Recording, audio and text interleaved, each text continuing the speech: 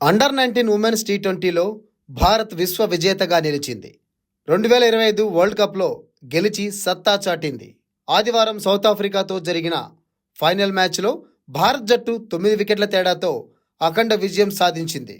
తొలుత బ్యాటింగ్ సాధించిన సఫారీ జట్టు కేవలం 82 పరుగులకే ఆలౌట్ అయింది.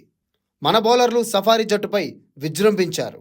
త్రిష 3, వరుణిక, ఆయుషి, వైష్ణవి తలో 2 వికెట్లు, షబ్నం 1 వికెట్ను దక్కించుకున్నారు.